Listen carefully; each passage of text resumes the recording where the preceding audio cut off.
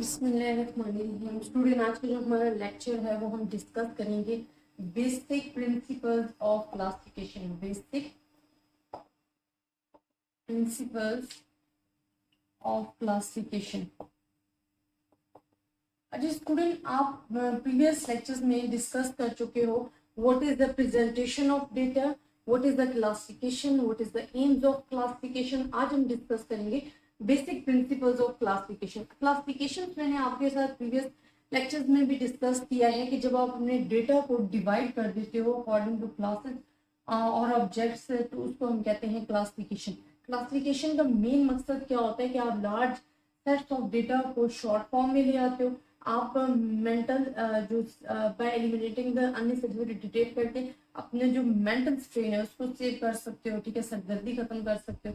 Then आप क्या कर सकते हो कि सिमिलैरिटी और डिससिमिलैरिटी जो पॉइंट्स है वो आपके पास आ जाते हैं। फिर इंपॉर्टेंट एस्पेक्ट्स ऑफ डेटा आपके सामने आ जाते हैं। देन आप कंपैरिजन कर सकते हो। तो ये डिफरेंट एम्स हैं जो कि क्लासिफिकेशन के पाए जाते हैं। क्लासिफिकेशन में हमने डिफरेंट इसकी काइंड्स भी डिस्कस की थी। अगर वन क्राइटेरिया को डिस्कस करिए तो वन वे क्लासिफिकेशन है, अगर टू क्राइटेरिया को डिस्कस करिए तो टू वे एनालिसिस क्लासिफिकेशन है, और अगर मैनीफोल्ड को करिए तो many class way of classification है। अब बेसिक प्रिंसिपल्स क्या है, देखिए एम्स एंड बेसिक प्रिंसिपल्स में क्या फर्क है। हमारे पास प्रिंसिपल्स, हम कहते हैं कि हमारे पास क्या होते हैं points, the classes or groups into which data are divided should be mutually exclusive and no overlap should be। अब इसका पहला प्रिंसिपल क्या है कि जो आप क्लासेस बना रहे हो वो म्यूचुअली एक्सक्लूसिव होनी चाहिए। अब सबसे पहले तो आपको ये पता होना चाहिए कि what is the meaning of mutually exclusive and no overlap.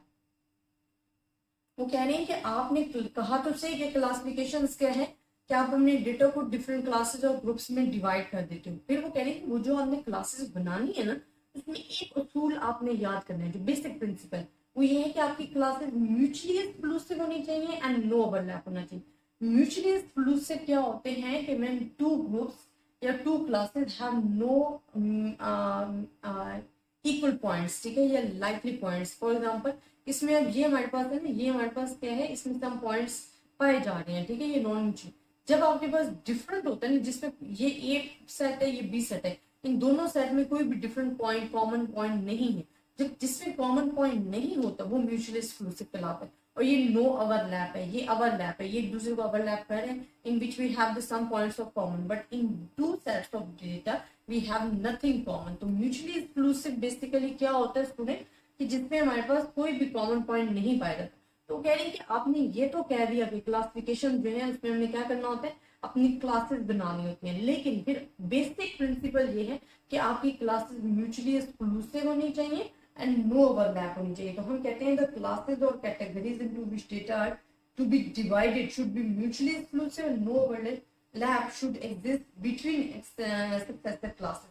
In other words, classes should be arranged in each observation objects can be placed in only one and only one class। अगर no overlap है तो जो आपके पास data एक class में है वो दूसरी में नहीं आना चाहिए, ओवरलैप नहीं करना चाहिए। सेकंड प्रिंसिपल क्या है, वो कहते हैं द क्लासेस और category should be all inclusive, that is the most important. वो कह रहे हैं कि क्लासेस में तमाम का तमाम डेटा क्या होना चाहिए, इंक्लूड होना चाहिए। कि आपके पास अगर 1000 फॉर एग्जाम्पल स्टूडेंट्स हैं और आप उनके 1000 स्टूडेंट्स की पे वर्क कर रहे हो, तो उसमें से अगर एक स्टूडेंट भी स्किप हुआ है तो आपका आंसर ठीक नहीं है।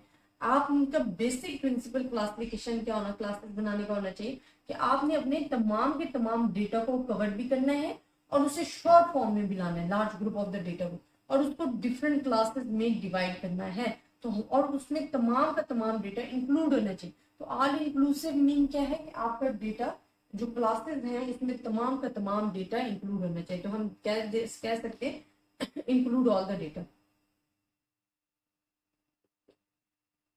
तो ये सेकंड प्रिंसिपल है। तो ये नहीं क्लासिफिकेशन बनाने का मकसद कि आपने अपने कुछ डेटा को स्किप कर देना, बल्कि शॉर्ट फॉर्म में लाने का मकसद ये है कि आपने क्लासेस बनानी है, उन क्लासेस में आपने तमाम के तमाम डेटा को अपने क्या लाना है, इंक्लूड करना है। लेकिन शॉर्ट फॉर्म में और इजी फॉर्म में वो इस तरह हो जाएगा कि आपके सिमिलैरिटी और डिससिमिलैरिटी जो पॉइंट्स हैं वो सेपरेट हो जाएंगे, बट उसमें डेटा तमाम इंक्लूड होगा। देन हमारे पास थर्ड हम कह सकते हैं कि conventional classification procedure should be adopted, ठीक है। कन्वेंशनल हमारे पास क्या होता है कि हम कहते हैं कि इजी मेथड जो है, कन्वेंशनल मेथड जो है, classification procedure should be adopted. मैं लिख देती हूँ ताकि आपके लिए इजी हो जाए।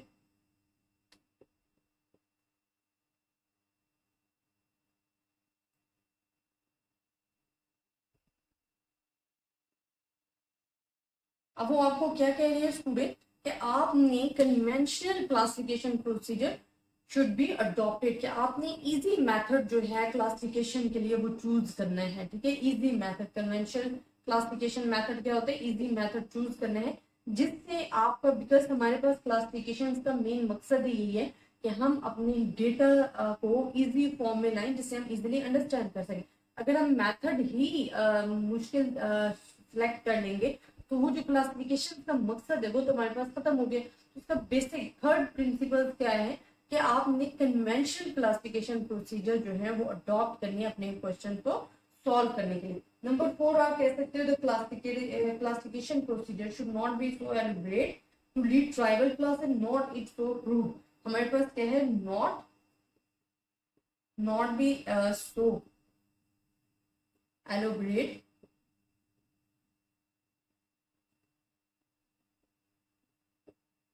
कि ना तो बहुत ज्यादा लार्ज बना देनी है, क्लासेस बहुत ज्यादा बना देनी है कि आपका डेटा समझने का वो जो मकसद है वही खत्म हो जाए क्लासिफिकेशन का। क्योंकि क्लासिफिकेशन हमने क्या है कि हमने लिमिटेड फॉर्म में डेटा लाना है, उन क्लासेस को इजीली एंड अंडरस्टैंडेबल फॉर्म में लाने हैं, पॉइंट सिमिलैरिटी और डिसिमिलैरिटी हमने क्लियर करने और इंपॉर्टेंट एस्पेक्ट को हमने फ्रंट पे लाना है। अगर बहुत ज्यादा क्रूड बना देंगे तो वही फिर मकसद तो खत्म हो गया, फिर तो रॉ डेटा में कन्वर्ट हो गया।